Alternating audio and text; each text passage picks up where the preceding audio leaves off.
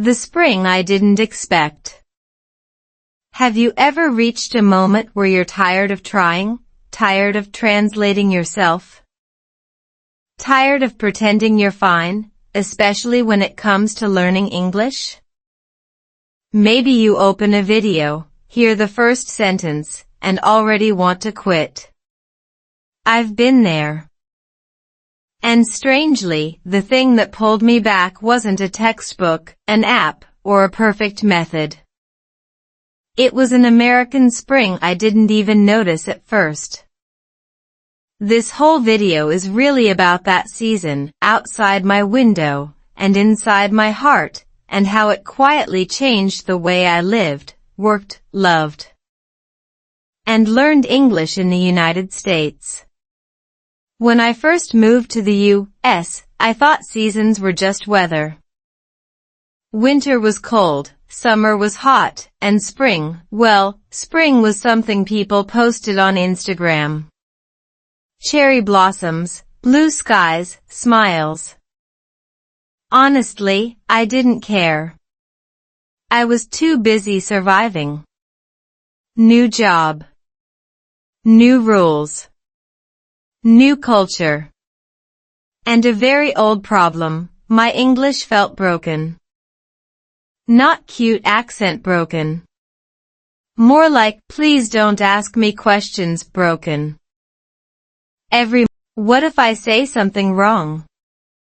At work, people spoke fast, casually, confidently.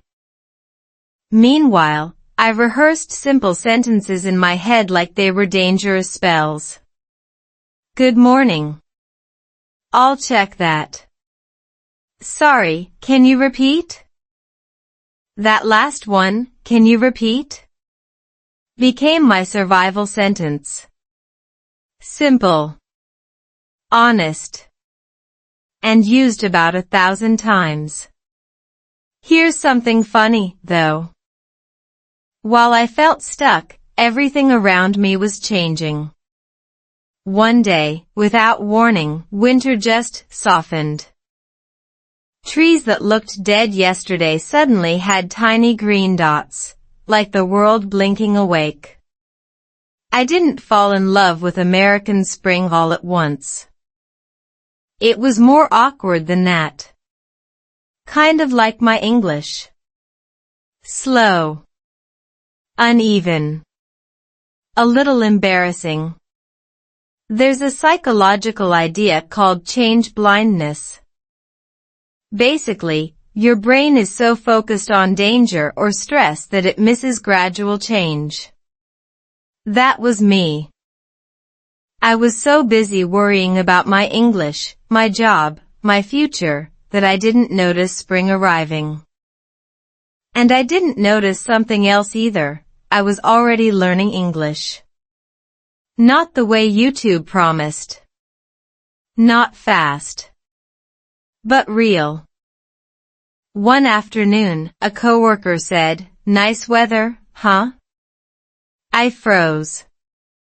Weather talk, the classic American small talk trap. My brain searched for grammar, vocabulary, tense, tone, and found nothing. Then I looked outside. Sunlight. Open windows. That soft spring air that doesn't demand anything from you. And I just said, yeah. It feels lighter today. Simple. Not perfect. But real.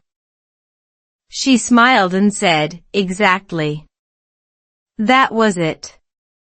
No applause. No breakthrough music. Just a tiny human moment. But my nervous system relaxed. And that matters more than people realize. When your body feels safe, your brain learns better. That's not motivation talk, that's neuroscience. Stress tells your brain, survive now, learn later. Spring, somehow, told my brain the opposite. I started noticing patterns. Conversations felt slower in spring. People lingered. They stood outside longer. They talked about nothing, and that nothing was everything for my English.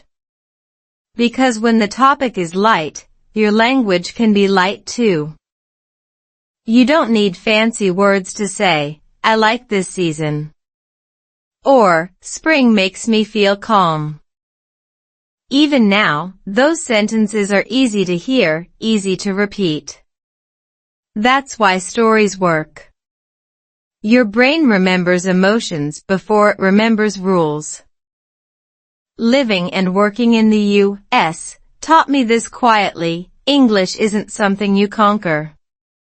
It's something you enter. Like a season. You don't force spring to arrive. You notice it. You dress a little lighter. You walk a little slower. You let yourself breathe. I used to think my problem was vocabulary, or pronunciation, or confidence. But looking back, the real problem was pressure. I was learning English like it was an emergency. Spring taught me it could be a conversation instead. A shared moment. A smile. A pause. Even silence is allowed in English, no one tells you that. There's also something beautiful about American spring specifically. It's hopeful without being loud. After long winters, people don't rush happiness. They sit with it. That's very different from the productivity-driven panic I carried inside. And slowly, my English followed my life. Softer. More patient. More mine. I didn't fall in love with American spring because it was pretty. I fell in love with it because it didn't judge me. It let me show up as I was, unfinished sentences and all. And that's the lesson I want you to hold while watching this video.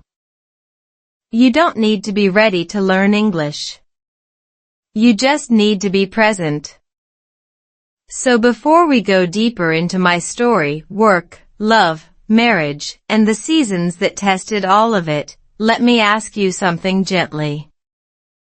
When you think about your life right now, what season are you in? Winter? Summer? Or maybe, like me back then, you're already in spring, you just haven't noticed yet. Coming to America, quietly afraid. I arrived in America with 2 suitcases and one emotion I didn't put on any form: fear. Not loud fear. Quiet fear.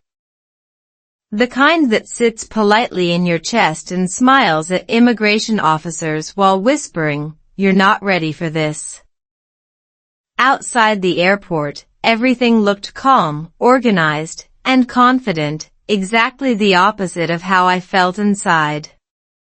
People think moving to the U.S. is dramatic. Big dreams. Big opportunities.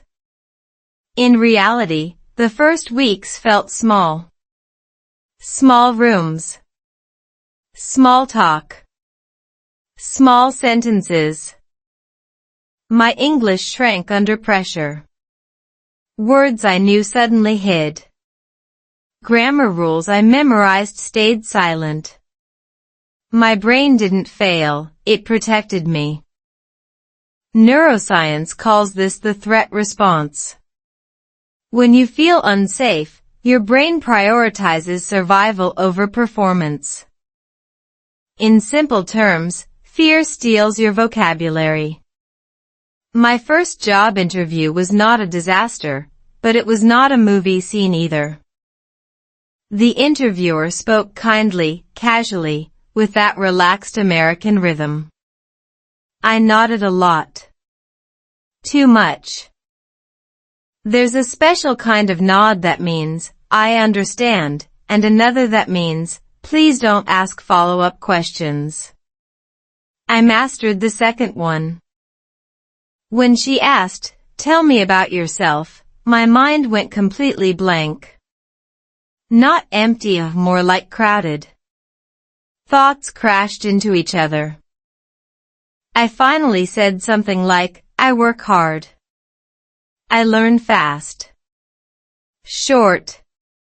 Safe. True. Here's the funny part.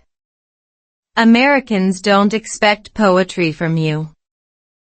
They expect clarity. But fear lies. It tells you everyone is judging your accent, your pauses, your mistakes. Most people are just thinking about lunch. Or traffic. Or spring weather. I didn't know that yet. So I carried my fear quietly, like fragile glass. At work, my days were filled with listening. So much listening. Meetings. Instructions. Jokes I understood 2 seconds too late. Someone would laugh, and I'd smile, hoping my timing looked human. When people said, how's it going? I learned quickly that the correct answer was not a life story. Just, good, how about you? That sentence became my emotional uniform. Easy to wear. Easy to repeat. There's a concept in language learning called comprehensible input. It means your brain learns best when you understand most of what you hear, not all. At the time, I didn't know the term, but my body knew the feeling. When English came too fast, my shoulders tensed. When it slowed down even slightly, I relaxed. And relaxed brains learn. That's science, not motivation. Outside of work, America felt polite but distant. Neighbors smiled. Cashiers asked questions they didn't wait to hear answers to. How are you is not a real question here. It's a greeting. I answered honestly once. Big mistake. After that, I kept it simple. Good. Or sometimes, pretty good. Advanced level. Spring was still happening quietly around me, but I wasn't ready to notice it yet. I was in survival mode. Rent. Transportation. Paperwork. Policies. Everything had rules. America loves rules. Signs everywhere. Don't park here. Don't turn there. Don't do that. For someone learning English, rules feel louder. Words carry consequences. One morning, I got lost driving to work. GPS failed. Construction everywhere. I pulled into a gas station and had to ask for directions. My heart started racing like I was about to confess a crime. I rehearsed the sentence 3 times before opening the car door. Excuse me, can you help me? That's it. That's the sentence. And it worked. The man smiled and gave simple directions, even repeating them slower when he saw my face. Not annoyed. Not impatient. Just human. That moment taught me something important. Americans adjust more than we think. But they can't adjust if we don't speak at all. Silence feels safe, but it teaches nothing. Small, imperfect sentences teach everything. Fear didn't disappear overnight. It faded unevenly. Some days I felt confident. Other days, a single fast conversation sent me back to zero. That's normal. Language progress is not a straight line. It's seasonal. Some days feel like winter. Others hint at spring. Looking back, I didn't come to America brave. I became brave slowly, through repetition. Through ordinary interactions. Through learning that my English didn't need to be impressive, it needed to be usable. Clear beats perfect. Always. If you're watching this while feeling quietly afraid of English, I want you to know something. Fear doesn't mean you're failing. It means you're doing something new in a new place, even if that place is just a new version of yourself. In the next part of my story, work life and American culture start colliding in interesting ways. And trust me, English had opinions about that. Working life under American skies. Work in America doesn't start with inspiration. It starts with schedules, emails, coffee, and a quiet agreement that everyone will pretend to be awake. My first months working in the U.S. felt like standing under a very wide sky, unsure where to look. The buildings were familiar, the desks were familiar, but the rhythm was not. Everything moved with confidence. Not rushed, confident. And confidence is loud when you don't fully understand the language. Each morning, I checked the weather before work. Not because I cared about fashion, but because climate in the U.S. shapes behavior. Cold mornings made people quieter. Sunny days made them chatty. Spring mornings changed everything. Doors stayed open longer. Meetings felt softer. Smiles arrived earlier. Climate wasn't just background, it was culture. At work, English sounded different depending on the season. In winter, conversations were efficient, short, direct. In spring, people added comments that had nothing to do with tasks. Beautiful day. Hard to stay inside. Feels like a fresh start. These sentences were simple, emotional, and repeated often. That repetition mattered. Language learning loves repetition, especially when it's attached to real feelings. My job required communication, but not fancy speeches. Mostly listening, confirming, and responding clearly. Americans value clarity more than elegance. That took time to understand. I used to worry about grammar while speaking. But native speakers weren't tracking my tenses. They were tracking my meaning. When I said, "I finished this today," no one corrected me. They said, "Great. Message received." There's a cognitive principle called good enough processing. Your brain doesn't need perfect input to understand. It fills gaps.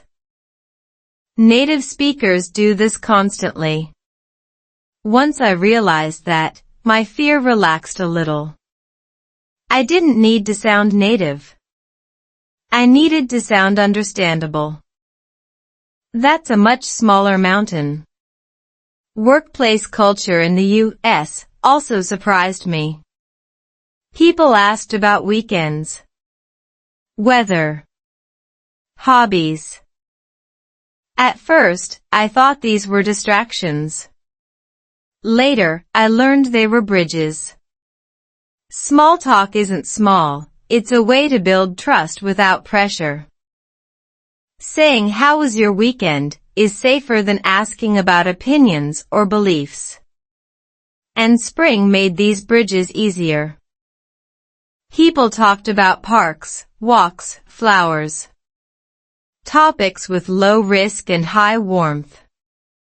One day, a coworker said, "Spring makes work feel lighter." I paused, then replied, "Yes. Everything feels easier to breathe." Not perfect English. But the sentence landed. She nodded slowly, like she felt the same thing. That moment taught me something subtle. When your sentence carries emotion, people forgive structure. Emotion is fluent. Climate differences also changed my energy. Back home, weather felt predictable. In the U.S., seasons were dramatic. Spring arrived like an announcement. Trees bloomed aggressively, as if they were proud. That visual energy affected my motivation. Studies show sunlight boosts serotonin, which improves mood and learning capacity. I didn't know the science then. I just noticed I spoke more on bright days. Work stress didn't disappear. Deadlines still existed. Policies still mattered. But spring gave me micropauses. Short conversations near windows. A quick comment about the sky. Those moments lowered my stress response. Lower stress meant better listening. Better listening meant better English. This is how progress really happens, quietly. There's also humor in American work culture that took me time to catch. Dry humor. Casual sarcasm. People joked about being busy while being busy. I often laughed half a second late. But spring helped. Laughter feels easier when your body is relaxed. And sometimes, not understanding the joke completely made it funnier. I laughed at the tone. That was enough. I made mistakes, of course. Once, someone said, "Let's touch base later," and I looked confused. No touching happened. Eventually, I learned these phrases through context, not dictionaries. Work gives you repeated exposure. Repetition builds intuition. Intuition builds confidence. Under American skies, I learned that English at work is not about sounding smart. It's about being reliable. Saying, "I'll check and get back to you," clearly matters more than saying something impressive. That sentence became my anchor. Simple. Professional. Easy to repeat. Spring continued doing its quiet work. People stayed after meetings to chat. Windows stayed open. My sentences grew longer without effort. Not because I studied harder, but because my nervous system felt safer. Safety is the hidden curriculum of language learning. If you're learning English for work, especially in the U.S., remember this: your environment teaches you as much as your effort.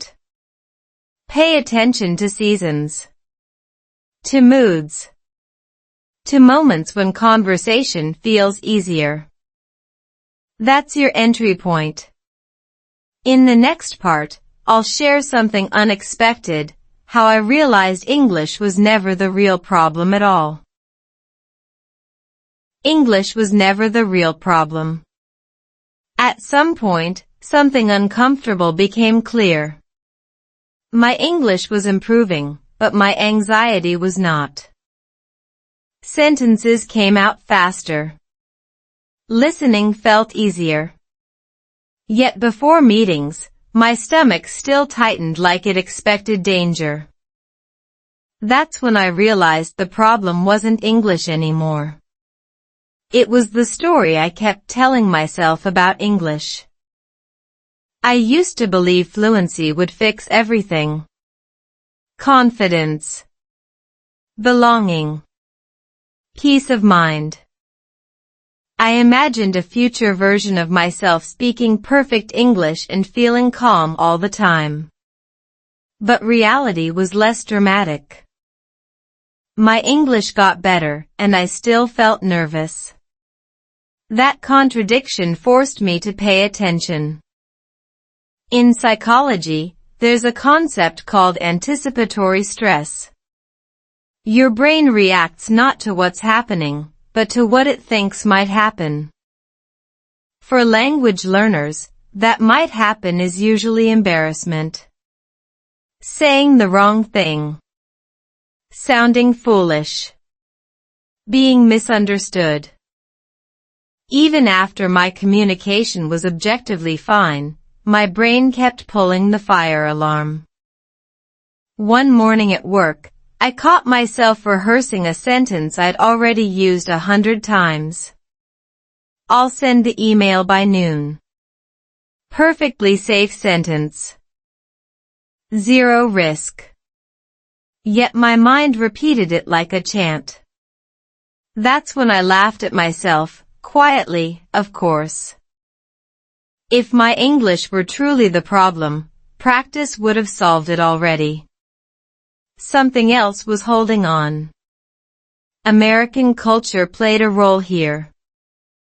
People speak with ease, even when they're wrong. They guess words. They joke mid-sentence. They interrupt themselves. This freedom felt illegal to me. I had learned English like a subject, not a tool. Rules first. Safety second. Expression last. That order doesn't work in real life. Spring helped again, in its quiet way. During lunch breaks, coworkers sat outside.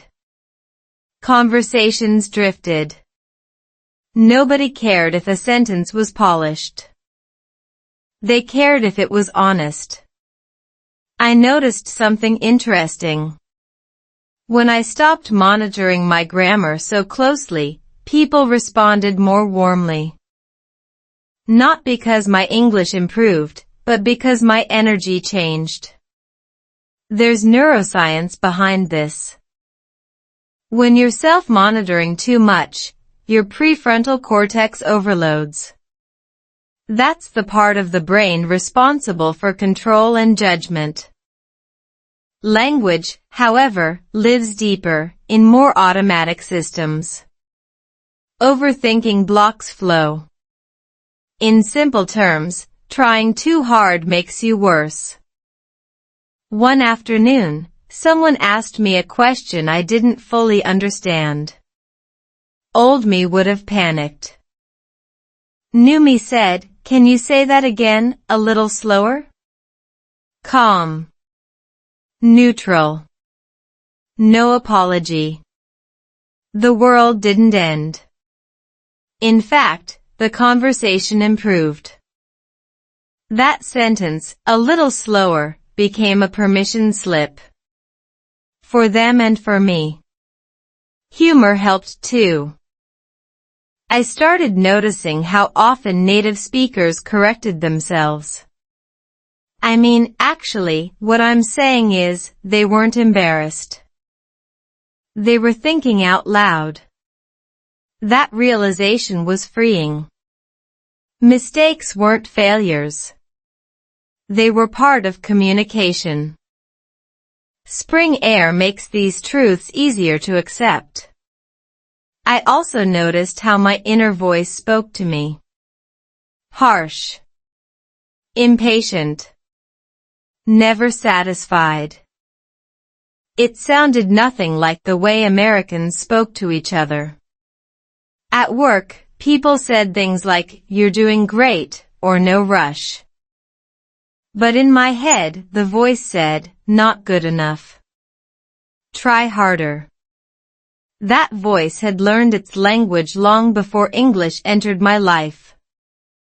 So I experimented. Instead of correcting myself internally after every sentence, I let things pass. If someone understood me, that was enough. Clarity over perfection.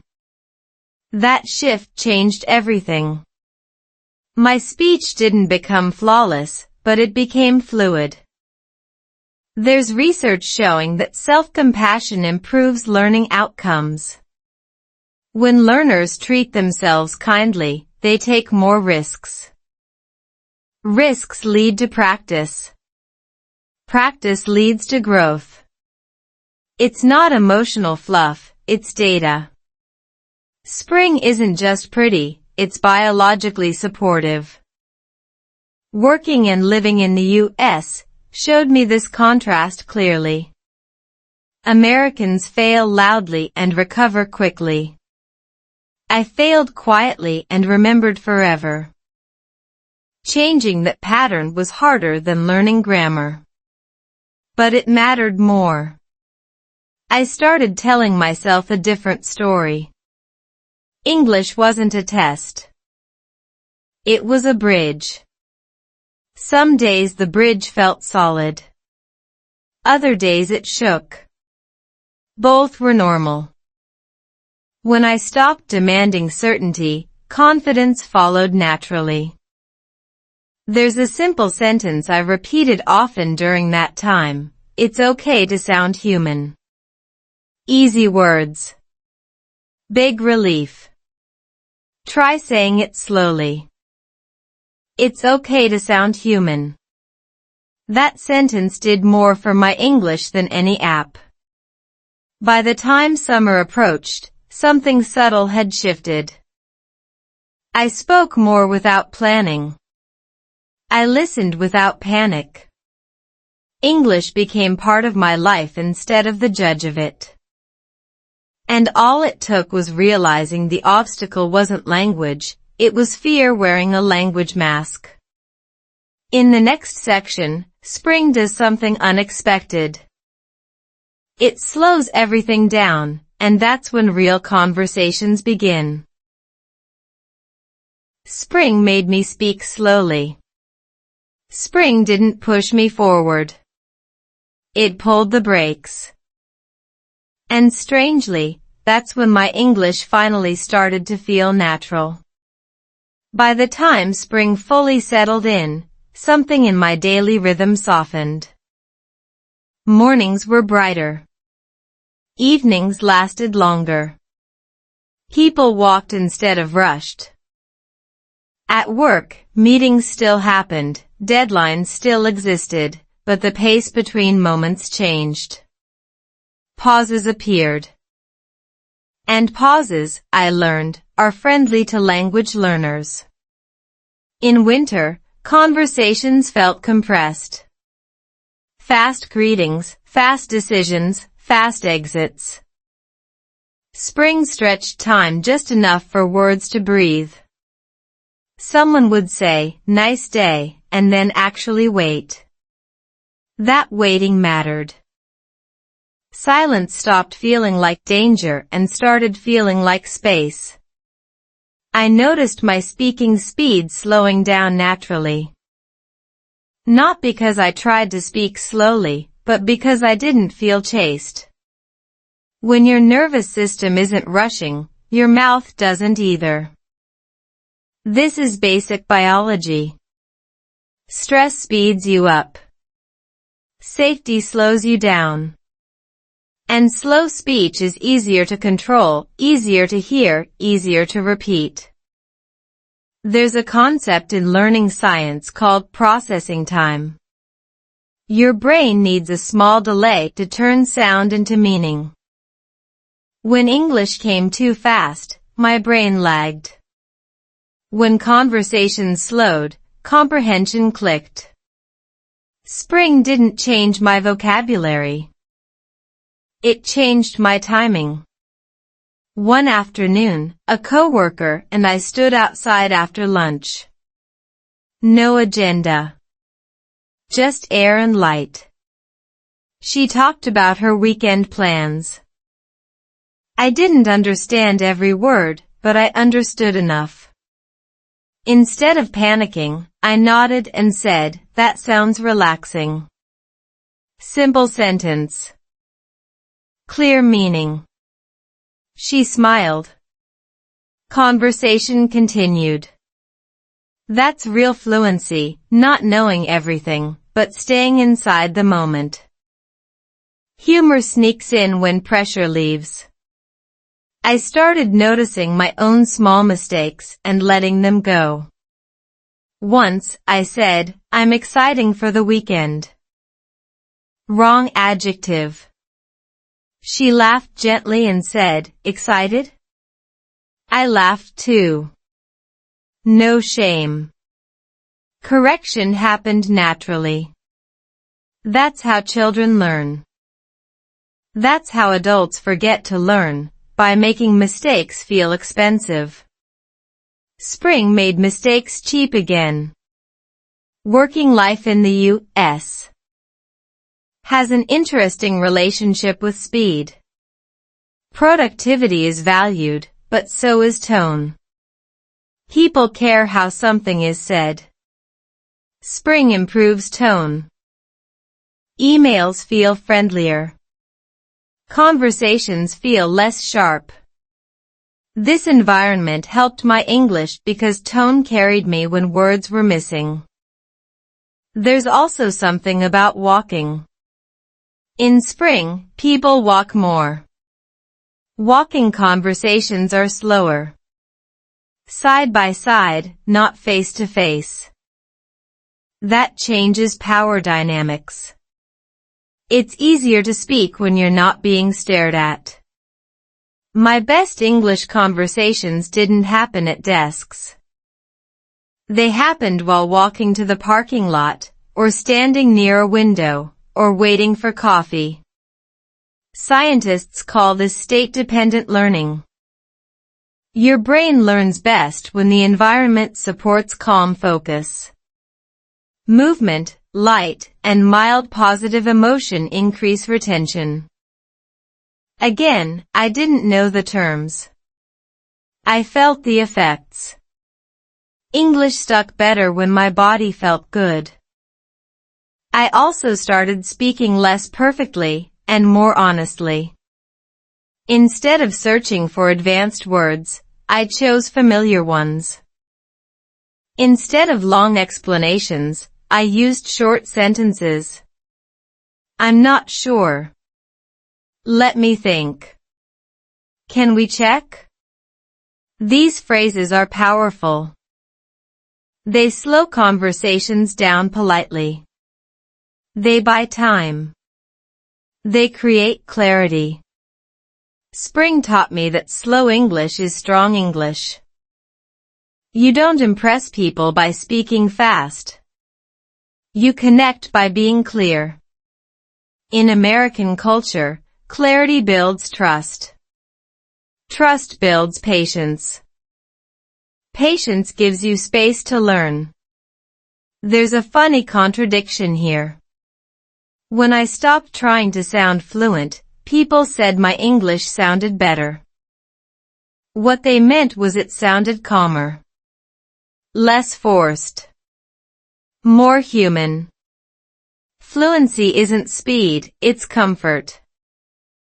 I began using one sentence often, especially when I needed time. Give me a second. That's it. 4 words. Neutral. Respectful. Easy to repeat. That sentence changed my conversations. It slowed others down without apology. It signaled confidence, not weakness. Spring also affected listening. I listened better when I wasn't tense. I stopped translating every word in my head. I listened for meaning instead. That's a big shift. Translation is slow. Meaning is fast. Once your brain trusts the situation, it lets go of word-by-word control. There were still bad days. Slow doesn't mean perfect. Some conversations still overwhelmed me. But even then, recovery was faster. I didn't spiral. I didn't replay mistakes all night. I moved on. That's progress. Living and working in the U.S. taught me that language lives inside lifestyle. You can't separate English from how you breathe, move, rest, and connect. Spring adjusted all of that gently. It didn't demand change. It allowed it. If you're learning English and feel stuck, try slowing one thing down. Your speech. Your expectations. Your inner voice. Speed is not your friend right now. Presence is. In the next section, something even more surprising happens. English stops being practice and starts becoming personal. Love grew between simple words. Love didn't arrive with fireworks or perfect sentences. It arrived quietly, wearing very basic English. By the time spring felt familiar, my life in the U.S. had settled into a routine. Work, errands, short conversations, longer thoughts. I wasn't searching for romance. I was still busy translating myself, emotionally and linguistically. And maybe that's why love slipped in unnoticed. It didn't ask for confidence. It accepted confusion. We met through ordinary life. No dramatic setup.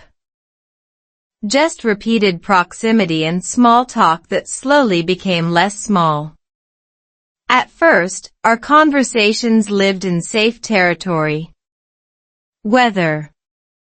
Food. Daily plans. Simple vocabulary, repeated often. I like this place. This coffee is strong. Today feels warm. Those sentences mattered more than I knew. They created rhythm. Rhythm creates comfort. Comfort creates honesty.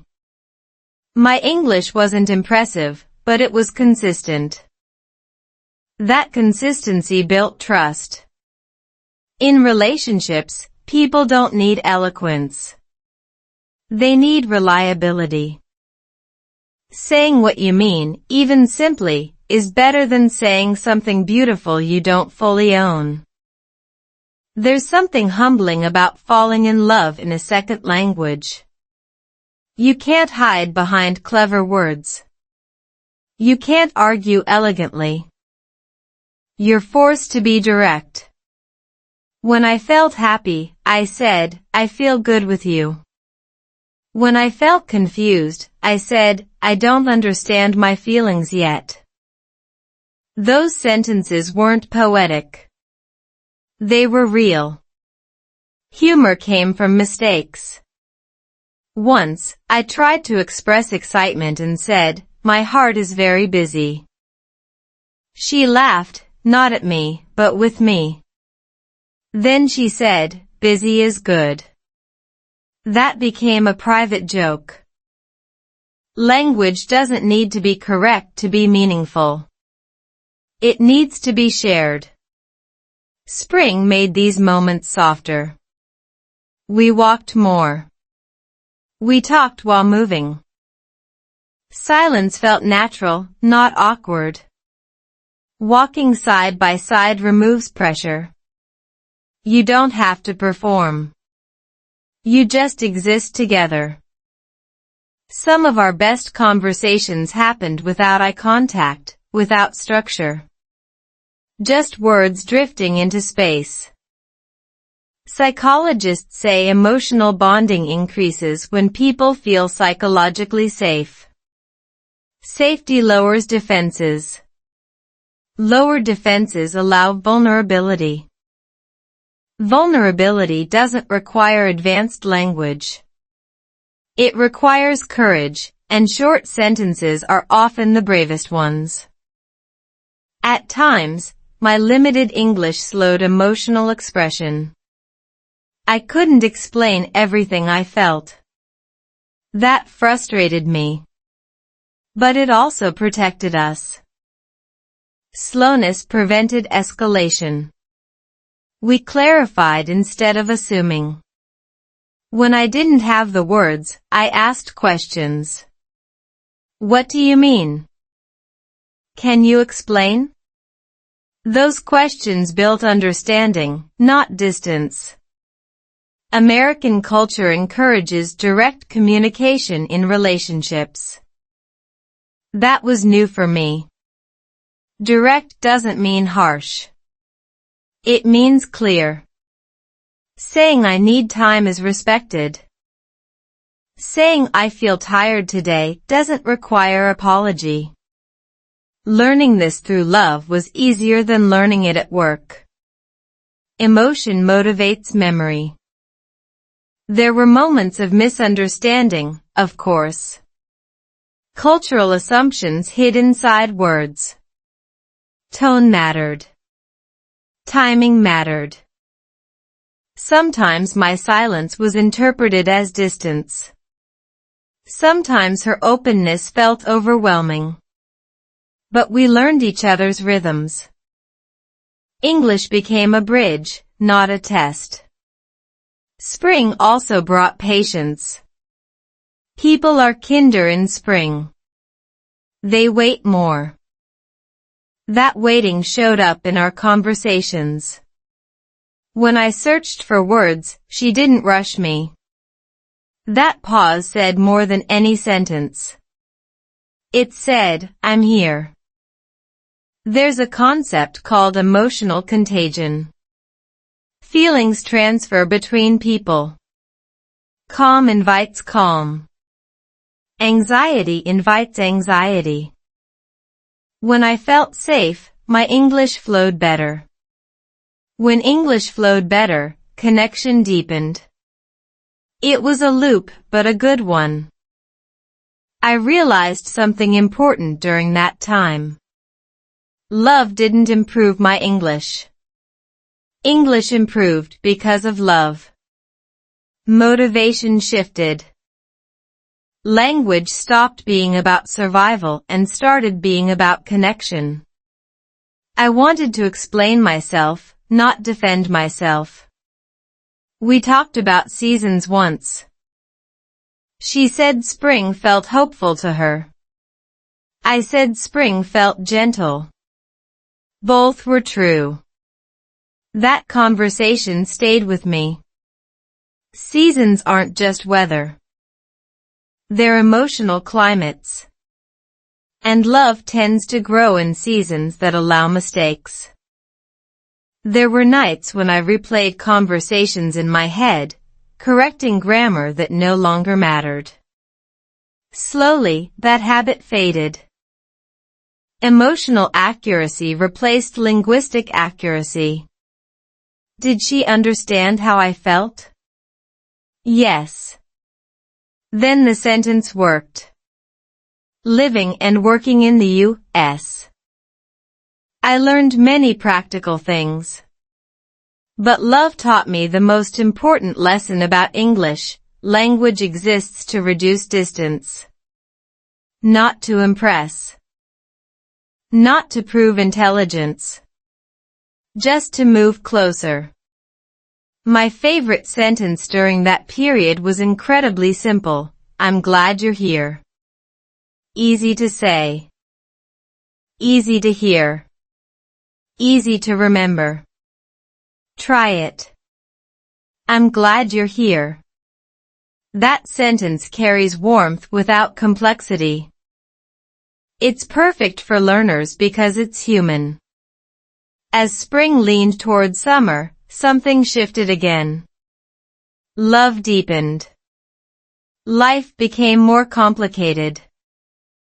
And English, once again, was about to be tested in a much harder way. In the next section, marriage enters the story.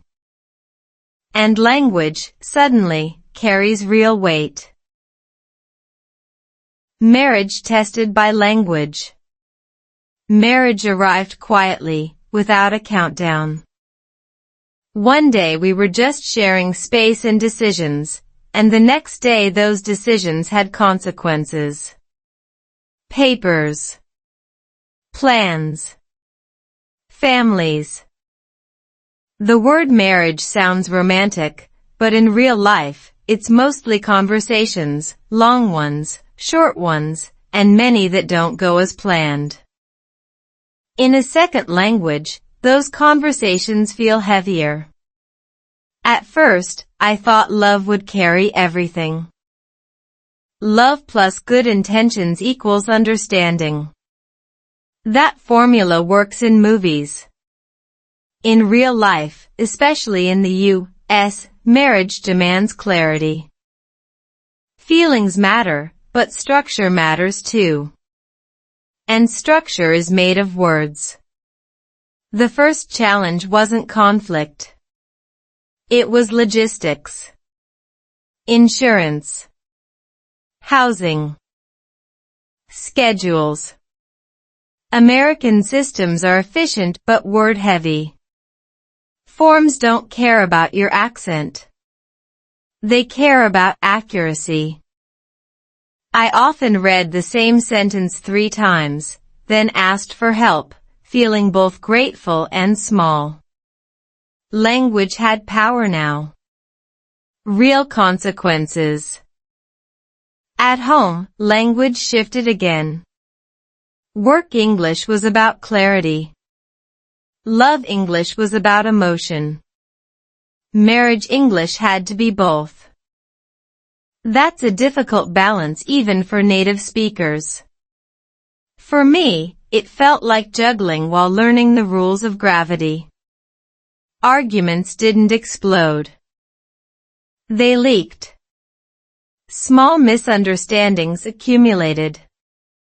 Tone was the invisible problem. I knew the words, but not always the weight behind them. Saying I'm fine in American English can mean many things. I meant neutral. She heard distance. That gap mattered. Psychologists talk about emotional labeling. When you name a feeling, it loses some of its power. Marriage forced me to label emotions in English, even when the labels felt too small. I feel tired. I feel overwhelmed. I need space. These sentences aren't dramatic, but they prevent damage. Silence, I learned, is not neutral. It's interpretable. Spring was gone by then, but its lesson stayed. Slow conversations matter. We learn to pause. To ask, what do you mean, instead of assuming. That question saved us more times than I can count. It's a sentence worth practicing. Clear. Calm. Respectful. There's humor in learning marriage vocabulary. Words like compromise, expectations, boundaries. They sound formal, but they show up in very human moments. Who does the dishes? How late is too late? When does alone time become distance? These conversations aren't about winning. They're about understanding. American culture encourages directness in marriage. That was uncomfortable at first. Direct doesn't mean unkind. It means explicit. Saying I need help is not weakness here. It's communication. Learning that took time. I came from a culture where silence was polite. In marriage, silence can be expensive. There were days when my English failed me emotionally. I felt things I couldn't explain fast enough. That delay caused frustration on both sides. But instead of retreating, we learned to slow down. To say, I don't have the words yet. That sentence became a bridge. It acknowledged effort without forcing clarity. Neuroscience shows that conflict activates the amygdala, the brain's alarm system. When that happens, language access drops. That's why arguments feel chaotic. Knowing this helped us. When conversations got tense, we took breaks. Not as avoidance, but as strategy. Calm first. Words later. Marriage also exposed how differently we learned language. She learned English as identity. I learned it as survival. That difference shaped our communication styles. Understanding that reduced blame. Not every misunderstanding was personal. Some were structural. Over time, English in our marriage became simpler. Fewer explanations. More check-ins. Are we okay? Is a powerful sentence. Short. Honest. It invites repair without drama. Working and living in the U.S. I saw many couples struggle with the same issues, language or not. Marriage is hard. Doing it in a second language just removes your usual shortcuts. But it also forces growth. You become intentional. You listen better. You choose words more carefully. There were moments when I missed my native language deeply. Its emotional range. Its shortcuts. But marriage taught me that intimacy isn't about perfect expression. It's about persistence. Showing up again and again, even when words are clumsy. One evening, after a difficult conversation, I said something very simple. I'm still here. 4 words. Heavy meaning. That sentence mattered more than any argument. It said commitment without explanation. Language tested our marriage, but it also strengthened it. We built something slowly, sentence by sentence. Not elegant. Not dramatic. But real. In the next section, life expands again. Family enters the picture. And English becomes something else entirely. Building a family in a new country. Family doesn't arrive all at once. It grows quietly, like habits you don't notice until they become necessary. In the U.S., building a family felt less like a celebration and more like learning a new operating system, one update at a time, usually at inconvenient hours. And English, once again, changed its role. When children entered the picture, language stopped being optional. It became infrastructure. Doctor appointments. School forms. Emergency instructions. Words now carried responsibility. Saying the right thing at the right time mattered more than sounding confident. And strangely, that pressure simplified my English instead of complicating it. Parents speak clearly because they have to. Short sentences. Direct meaning.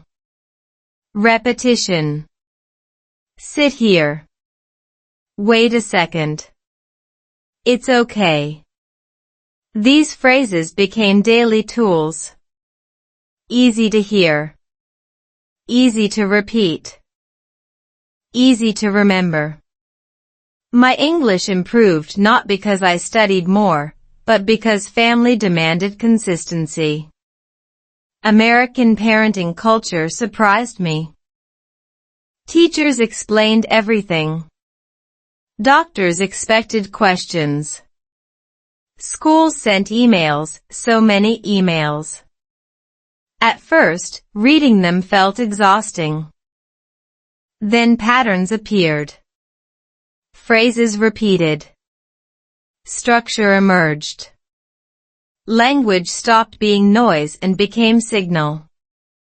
Repetition builds confidence quietly. There's also something humbling about speaking English on behalf of someone else. You're not just translating words. You're translating care. When I spoke to teachers, my goal wasn't fluency. It was protection. That focus sharpened my listening.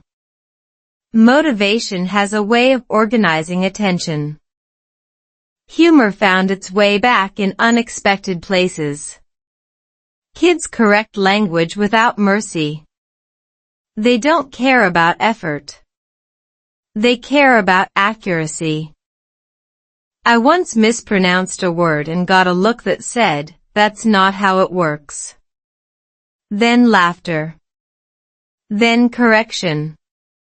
No judgment. Immediate feedback. That's language learning at its best. At home, English and my native language coexisted. Code switching became normal. Some emotions fit better in one language than the other. But family doesn't need perfect translation. It needs presence. When words failed, tone carried meaning. Calm tone reassures. Sharp tone escalates. I learned to manage tone before words. There's a psychological concept called attachment cues. Children respond to predictability more than complexity. Simple phrases repeated with warmth create safety. Safety supports learning, for them and for adults. Living this truth changed how I thought about English. Complexity was optional. Reliability was not. Working life continued, but family reshaped priorities. Conversations at work felt less intimidating. After negotiating with a toddler, a meeting seemed manageable. Perspective does that. English stopped being a measure of worth and became a practical tool. Spring returned, and family life responded to it. Parks filled. Conversations happened outdoors. Other parents spoke casually, often imperfectly. Accents everywhere. Different rhythms. No one apologized for learning. That environment mattered. It normalized progress over perfection. I noticed how American families use encouragement. You've got this. Take your time. These phrases are simple and powerful. They work on adults too.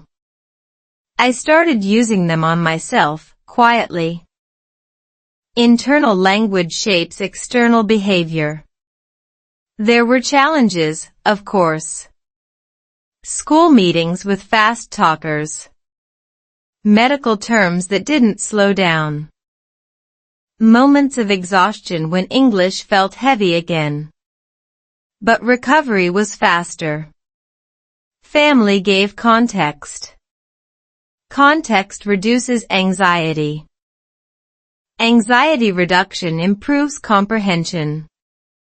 It's all connected. I learned to ask for clarification without shame. Can you explain that again? What does this mean for us? These questions aren't signs of weakness in the U.S.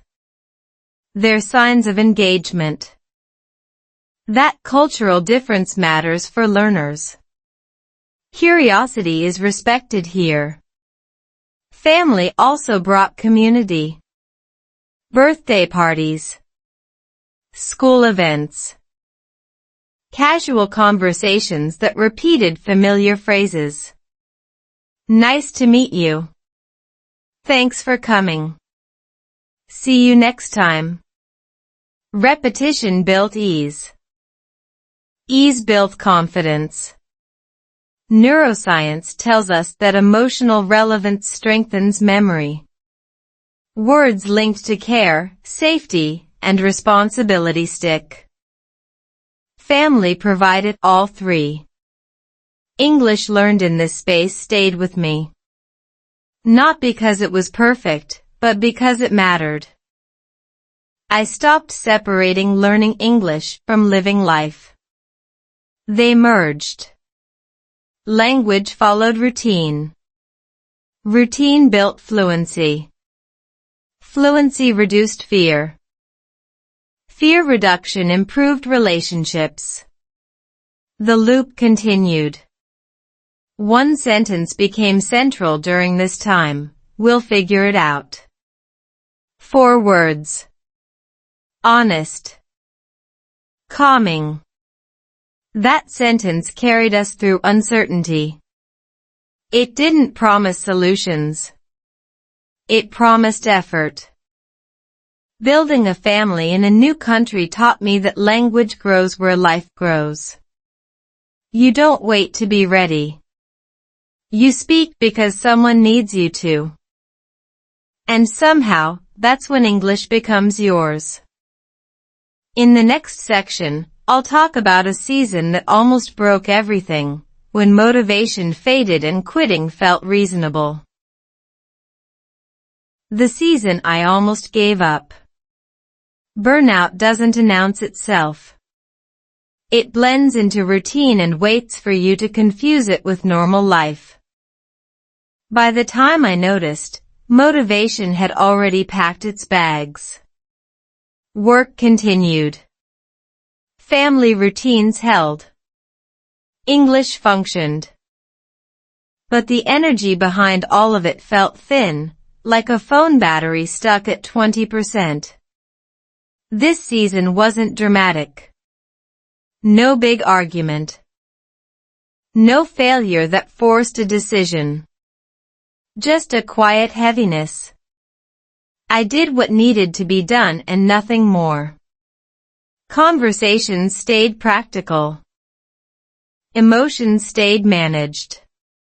Inside, something whispered, maybe this is enough. Maybe you don't need to grow anymore. In the U.S., productivity culture can hide exhaustion well. People praise resilience. You're doing great. You've got this. Those phrases are kind, but they can also become pressure. I smiled and nodded, while inside I felt tired of translating language, culture, expectations. English hadn't disappeared, but the joy of using it had. There's a psychological term for this: learned fatigue. When effort stays high for too long without visible reward, the brain reduces motivation to protect energy. It's not laziness. It's conservation. Knowing that helped, but it didn't fix the feeling. Spring was gone. Summer was loud. Heat speeds everything up. Conversations felt sharper. Workdays felt longer. I noticed my English tightening again. Shorter answers. Less curiosity. I avoided unnecessary talk. Not fear, fatigue. That's different. Fear is loud. Fatigue is quiet. One evening, after a long day, someone asked a simple question. I answered correctly, clearly, and felt nothing. That scared me more than mistakes ever did. Language without feeling is just noise. I realized I had stopped connecting. Humor still showed up, but it felt borrowed. Laughing because it was expected. Nodding because it was polite. At home, I was present but distant. That's when the thought appeared clearly for the first time. What if I stopped trying? Not quitting life. Just quitting effort. Neuroscience explains this moment well. When the brain senses ongoing stress without recovery, it shifts into maintenance mode. Growth shuts down. Learning slows. You survive, but you don't expand. English learning lives in expansion. No wonder it felt heavy. The irony was obvious. I had worked so hard to build a life in a new country. Now that life was stable, I felt empty. Stability removed urgency. Urgency had fueled learning. Without it, purpose needed to change. A small moment broke the loop. Not inspiration. Interruption. A conversation that wasn't efficient. Someone asked me how I was really. I paused longer than usual and said, I feel tired. 3 words. Honest. Risky. The response wasn't advice. It was understanding. That mattered. That night, I slept deeply for the first time in weeks. Recovery isn't always about solutions. Sometimes it's about permission. Permission to rest. Permission to be unfinished. Permission to not improve today. I started doing less on purpose. Short walks. Fewer conversations. More listening. Not to English, but to myself. Fatigue hides behind noise. Silence reveals it. As I slowed down, something interesting happened. English stopped feeling like effort again. Not exciting. Just neutral. Neutral is progress when you're exhausted. There's research showing that motivation returns after recovery, not after pressure. The brain needs proof that rest is safe. Only then does it reopen curiosity. I didn't plan this. I experienced it. Summer faded. Early fall arrived quietly. Cooler air. Softer light. Conversations slowed again. I found myself asking questions without forcing it. How did that go? What do you think? Curiosity returned gently. Not ambition. Curiosity. Looking back, that season taught me something important. Quitting isn't always about giving up. Sometimes it's about needing a different reason to continue. Survival isn't sustainable motivation. Meaning is. English learning had started as survival. Work demanded it. Family required it. But to continue growing, it needed meaning. Connection. Expression. Story. That realization didn't arrive fully formed. It arrived as a question, what do I want English to be for me now? I didn't answer it right away.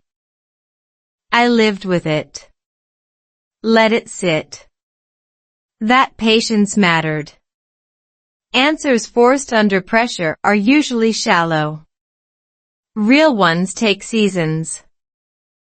There's a simple sentence I repeated during that time, quietly. It's okay to pause. Easy words. Big relief. Say it slowly. It's okay to pause. That sentence gave me permission to stay without striving. When motivation returned, it didn't feel like fire. It felt like warmth. Subtle. Steady. Enough. English became a way to tell stories again, not to prove progress, but to share experience. Almost giving up taught me how to continue without burning out. It taught me to listen to seasons, not fight them. Some seasons grow. Some rest. Both matter. In the next section, the story turns scientific in a surprising way. I'll explain why stories, especially personal ones, heal the brain and rebuild motivation naturally. Why stories heal the brain. Recovery didn't feel like a comeback. It felt like remembering something obvious that I had ignored for too long. I didn't need a new method to learn English. I needed a new reason to keep listening to my own life. That's when stories quietly returned. Not inspirational stories. Not success stories. Just ordinary ones. A strange conversation at work. A misunderstanding at the store. A calm evening at home. I started replaying these moments in my head, not to correct grammar, but to understand what they meant to me. And something interesting happened. English felt lighter again. There's a neurological reason for this. The brain loves stories because stories organize information in time. Beginning. Middle. End. When information has a narrative shape, the hippocampus, the memory center, gets involved. Isolated words fade. Stories stick. That's not poetry. That's biology. When I tried to memorize English before, my brain treated it like data. Data is boring to the brain unless it's urgent. Stories, on the other hand, activate emotion. Emotion activates attention. Attention improves retention. It's a simple chain, but powerful. I noticed this in small ways. When I remembered a conversation as a story, I remembered the English inside it automatically. The sentence wasn't floating alone. It was attached to a feeling, a face, a moment. For example, I didn't remember the phrase "take your time" because I studied it. I remembered it because someone said it when I was struggling, and meant it. Humor plays a role here too. Funny moments increase dopamine. Dopamine strengthens learning signals. That's why embarrassing mistakes stay with you forever. But the brain doesn't care if the emotion is positive or negative. It just cares that it's emotional. Stories turn neutral language into emotional experience, without trauma. Living and working in the U.S., I realized Americans are natural storytellers. Even simple updates sound like mini narratives. So, I was on my way to work, and that structure invites listening. It slows things down. It gives context. Context reduces cognitive load. Less load means more understanding. I started doing the same, unconsciously. Instead of answering questions with facts, I answered with short stories. Not dramatic. Just chronological. Yesterday, I tried something new, and it went okay. That sentence is easy. Past tense. Clear meaning. No pressure. And people listened more. There's also something deeply human about telling your own story in a second language. You choose what matters. You simplify naturally. You don't decorate. That honesty comes through. People respond to it. Not because your English is good, but because your meaning is clear. Researchers talk about narrative identity, the idea that we understand ourselves through the stories we tell about our lives. When you learn English through your own story, you're not just learning a language. You're rebuilding identity in a new context. That's why it feels heavy sometimes. Identity work always is. I stopped asking, is my English correct? And started asking, does this story sound like me? That shift changed everything. Language became a mirror instead of a measuring stick. Story-based learning also respects seasons. Some stories are quiet. Some are dramatic. You don't force excitement. You reflect reality. That honesty keeps burnout away. The brain senses authenticity and stays engaged longer. There's a reason children learn language through stories before grammar. Their brains are wired for narrative first. Adults forget this and try to reverse the order. Stories first. Rules later. Or not at all. Many native speakers never learned the rules consciously, and they speak just fine. I tested this gently. Instead of studying, I told myself one short story each day, in English. Out loud. Nothing fancy. Today was busy. I felt tired, but it was okay. That's it. 10 seconds. No correction. No judgment. Over time, those 10 seconds added up. Confidence returned quietly. Even mistakes became part of the story. I said the wrong word, and we laughed. That's a story. And that story contains learning without stress. Stress blocks learning. Laughter unlocks it. There's also something healing about hearing your own voice tell your own experience. It signals agency. You're not just absorbing language. You're using it to make sense of your life. That's deeply motivating, especially after burnout. From a scientific point of view, storytelling engages multiple brain regions at once: language centers, emotional centers, sensory areas. Multi-area activation strengthens neural pathways. In simple terms, stories give your brain more reasons to remember. That's why this video exists. Not to teach you English faster, but to teach you English deeper. Through seasons. Through work. Through love. Through fatigue. Through recovery.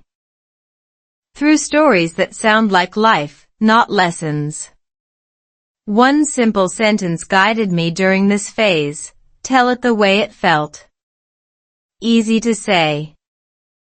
Hard to ignore. That sentence freed me from perfection. Feeling became the guide. As my motivation rebuilt, it didn't push me forward aggressively. It invited me to speak again, slowly, honestly, imperfectly. English became a companion, not a task. In the next section, I'll turn the focus outward. I'll ask you a question, not to test you, but to invite you into your own story.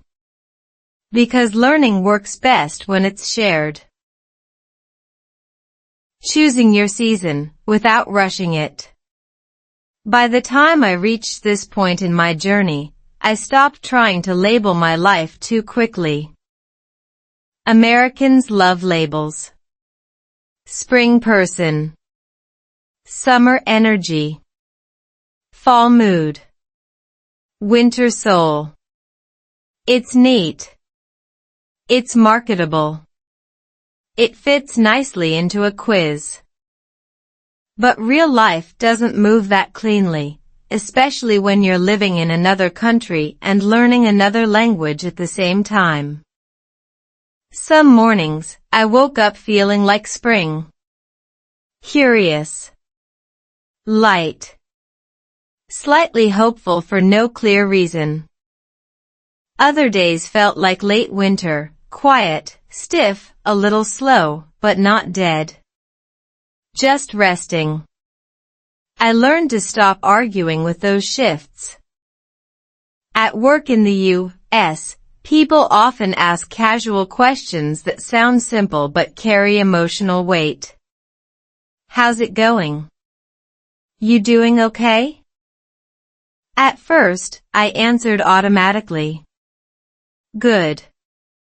Fine. The standard responses. Easy English. No risk. But over time, those answers felt dishonest. Not wrong, just incomplete. So I began experimenting with gentler truth. Short phrases. Soft honesty.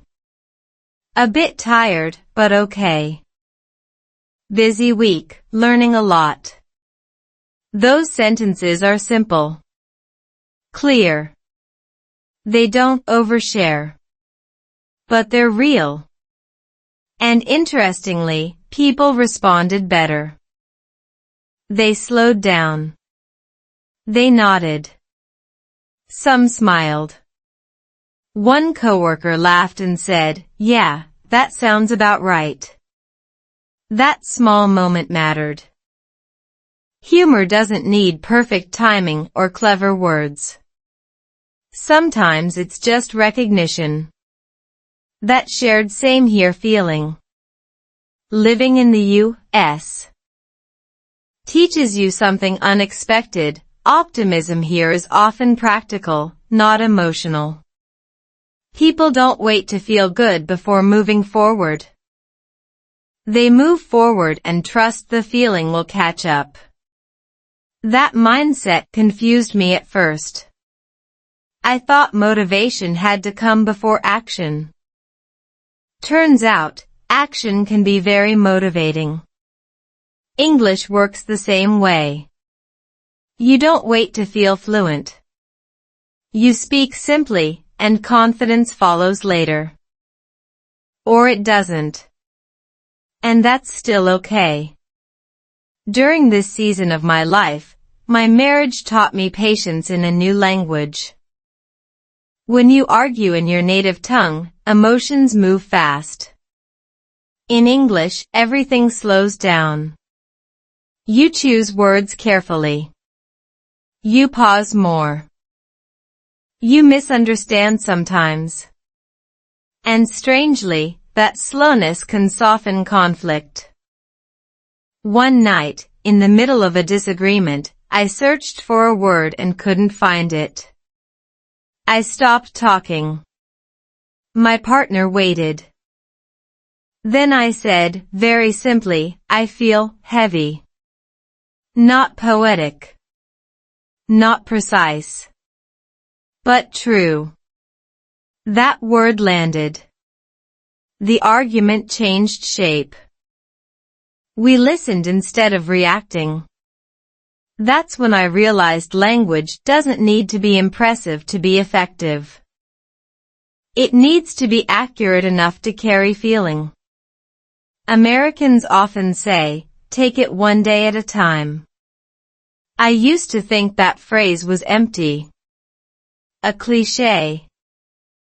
But clichés exist because they survive experience. In a new country, days are units of survival. You stack them gently. You don't sprint. I started measuring progress differently. Not by vocabulary size. Not by pronunciation. But by comfort. Was I less tense speaking today than last month? Did I recover faster after a mistake? Could I laugh at myself sooner? One small win still makes me smile. I once mixed up 2 words at the grocery store and confidently asked for the wrong thing. The cashier corrected me kindly. I laughed and said, "English is teaching me humility." She laughed too. That moment didn't improve my grammar, but it improved my courage. Humor, I learned, is a universal accent. You don't need advanced English to be funny. Timing, tone, and self-awareness do most of the work. A small smile, a shrug, a simple sentence. My bad. Americans love that phrase. Short. Forgiving. Human. As seasons shifted internally, I stopped asking which season I was in and started asking which season I needed. Sometimes you need spring energy. Sometimes you need winter permission to rest. Growth isn't always visible. Roots work underground. This perspective changed how I approached learning English for YouTube, too. I stopped performing and started narrating. No big promises. No dramatic hooks. Just honest pacing. Viewers don't stay for perfection. They stay for presence. SEO matters, of course. Titles matter. Thumbnails matter. But retention comes from resonance. When someone feels seen, they stay. When language feels safe, they listen longer. One sentence guided this stage: there's no deadline for becoming yourself. Simple English. Big relief. In American culture, there's pressure to always be on. Always improving. Always scaling. But there's also a quiet respect for people who know their limits. Who say, "Not today." That boundary is a form of self-respect, and self-respect translates across languages. I noticed that when I honored my own pace, English flowed more naturally. No forcing. No comparing. Just using what I had. That's real fluency, using available tools without shame. Marriage, work, language, identity, they all move in seasons. Some overlap. Some clash. None ask permission. You adapt. Slowly. Imperfectly. And that's enough. As this section closes, I want to leave you with a gentle idea. You don't need to decide which season defines your heart. You only need to notice where you are today. Language follows attention. Attention follows kindness. In the final section, I'll bring everything together, not with answers, but with an invitation. Not to change fast, but to stay curious a little longer. Because sometimes, falling in love with a season isn't about the weather. It's about giving yourself time to feel it. Falling in love with where you are. By the end of this story, nothing dramatic happened. No big breakthrough. No perfect sentence spoken without hesitation. Life didn't suddenly feel like a movie montage with music swelling in the background. Instead, something quieter settled in. Acceptance. And surprisingly, that was better. I used to think falling in love with a place meant excitement. New streets. New food. New people. New beginnings. That kind of love burns fast.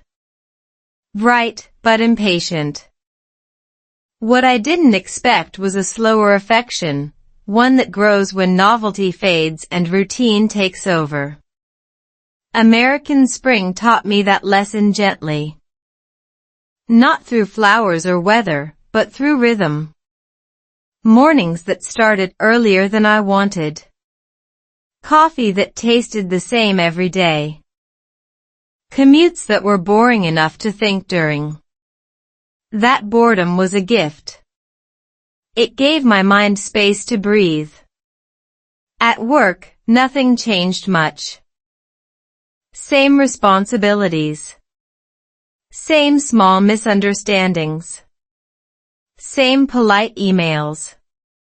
But my reaction changed. I stopped translating everything in my head. I stopped rehearsing conversations that might never happen. I listened more. And when I spoke shorter. Short sentences are powerful. They leave room for tone. For pauses. For meaning. One of my favorites became, "That makes sense." Simple. Useful. Empathetic. I used it at work, at home, everywhere. It softened conversations without effort. In marriage, spring arrived quietly too. Not with romance, but with steadiness. Fewer dramatic talks. More shared silence. We learned to sit with each other without fixing things. English played a role here. When vocabulary is limited, you prioritize essentials. You don't decorate emotions. You state them. One evening, after a long day, I said, "I'm tired, but I'm okay." That was enough. No explanation needed. My partner nodded. We ate dinner. That was love in its most practical form. I realized something important then. Love doesn't require fluency. Presence is enough. Living in the U.S. I often heard people say, "You're doing great." At first, I thought they were exaggerating. Americans are generous with encouragement. But over time, I understood something deeper. Encouragement here isn't about accuracy. It's about momentum. It keeps people moving. So I started encouraging myself the same way. After a small win, I'd say quietly, "Good job." In English. Because it felt lighter. Less heavy than my native language. Less judgment attached. Humor helped too. I learned to laugh at my accent, not apologize for it. When I mispronounced something, I smiled and said, "English keeps me humble." That line never failed. People laughed. Tension disappeared. Communication resumed. Humility, it turns out, is very attractive in any language. Spring also taught me to stop rushing healing. Not every emotional winter needs a dramatic ending. Some just fade when the temperature changes. When you stop fighting them. When you let warmth return naturally. The title of this story asks a question about seasons and the heart. But the answer isn't fixed. Your heart may be in spring today and winter tomorrow. That doesn't mean you're moving backward. It means you're alive. English learning often fails because people expect linear progress. Upward. Faster. Better. But language grows like weather. Cyclical. Repetitive. Sometimes unpredictable. You don't control it. You adapt to it. I stopped setting strict goals. No more fluency by this date. Instead, I asked softer questions. Did I express myself today? Did I listen without panic? Did I recover from mistakes with kindness? Those questions changed everything. One phrase stayed with me through this season: I'm learning.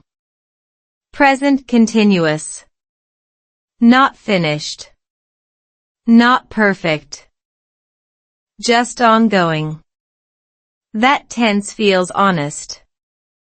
As this series ends, I want to say something clearly. This channel isn't about mastering English. It's about making peace with it. Letting it serve your life instead of judging it.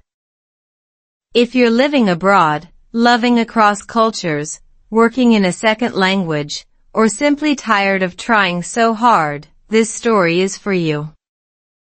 You're not behind. You're not broken. You're in a season. Spring doesn't rush flowers. It creates conditions. Warmth. Light. Time. That's all. So if your heart feels uncertain right now, that might be growth. If your English feels simple, that might be clarity. If your progress feels slow, that might be sustainability. One last simple sentence, easy to remember, easy to say: I'm okay where I am. Say it softly. In any language. Thank you for listening. Thank you for staying. Thank you for letting this story sit with you. And if you return tomorrow, or next week, or next season, this space will still be here. Quiet. Patient. Ready to listen again. Maybe you didn't come here to learn English today. Maybe you came because something in you feels stuck, tired, or quietly unfinished. This story wasn't really about grammar, accents, or perfect sentences. It was about living, loving, and learning to speak again, slowly, honestly, in your own season. If American spring taught me anything, it's this. You don't need to rush your growth. You don't need to sound perfect to be understood. And you don't need to wait until you're ready to begin. Every season has a voice. Every heart has a rhythm. And your English, just like your life, gets better when you stop forcing it and start feeling it. So I'll leave you with one quiet question. What season is your heart in right now? If this story resonated with you. If you're learning English through real life, real emotions, and real stories. Then this channel was made for you. Subscribe to keep practicing real English through storytelling. Like this video if slow, meaningful learning feels right for you. Comment and tell me, which season reflects your heart today? There are many more stories coming. About language, love, life in America, and learning English the human way. This is just the beginning.